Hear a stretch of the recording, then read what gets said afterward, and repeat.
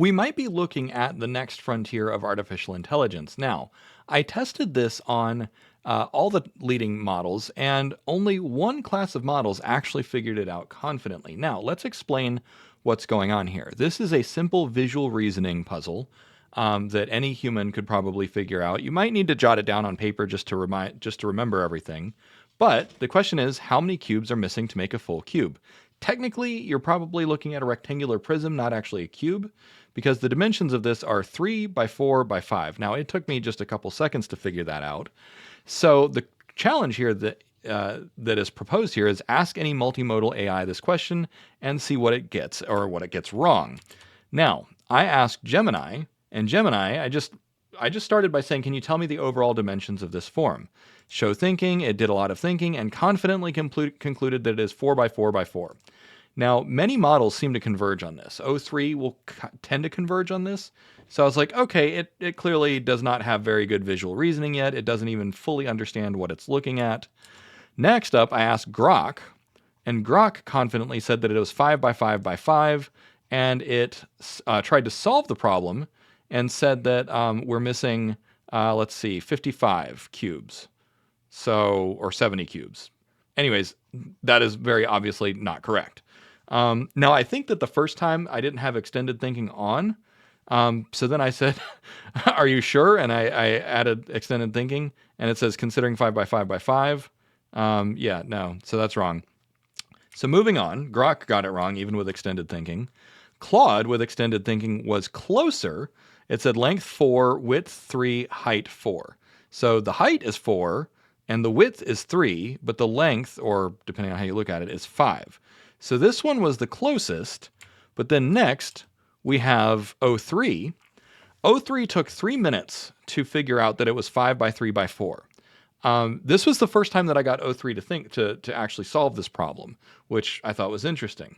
And then I asked if it could solve the problem, and it's been thinking for about 10 minutes now, and it's still going back and forth. So I don't think it's going to succeed.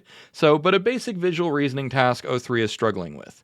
But next, O4 Mini only took 12 seconds to figure out the bounding box was 5 cubes long, so that's left to right, 3 cubes deep, front to back, and then 4 cubes high. I was like, okay, cool. Only 12 seconds. And then I asked it to see if it could figure out how many cubes are missing. It says only 7 little cubes are missing. So that's not quite right. So clearly it has a little bit of visual reasoning, but it doesn't have spatial reasoning. And then finally, O4 Mini High got it right without any thinking at all. It just took a glance and said, this is the dimensions, 5 by 4 by 3. 5 cubes wide, 4 cubes deep, and 3 cubes tall. Technically, that's a little bit wrong. It's a little bit rotated. Then I asked it to solve it, and it said that we're only short 5 cubes. So we're still not quite there. But when you look at the overall, like what is this demonstrating about artificial intelligence, and also the level that we're at? It seems like the ARC AGI challenge, which is primarily visual reasoning, might actually be a little bit beyond what AI should even be aiming for right now, because I came up with the idea like this just looks like a Lego puzzle to me, right? Like if you look at the old school Lego diagrams and you say like tab A into slot B, right? Like we're able to project 3-dimensional space from 2-dimensional planes. So clearly one of the next primary frontiers, maybe one of the next major scaling laws for AI, is visual reasoning or visuospatial reasoning. So yeah, I just wanted to record this experiment and show it to you. The reason that I'm sharing this is because this is a very, very good kind of benchmark.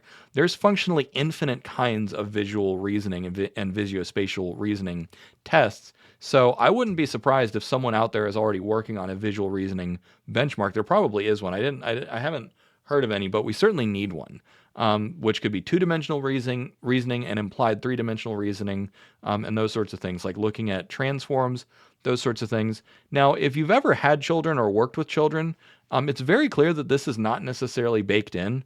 You try and teach a 4-year-old who's not quite ready to read Lego diagrams, they're going to mess it up.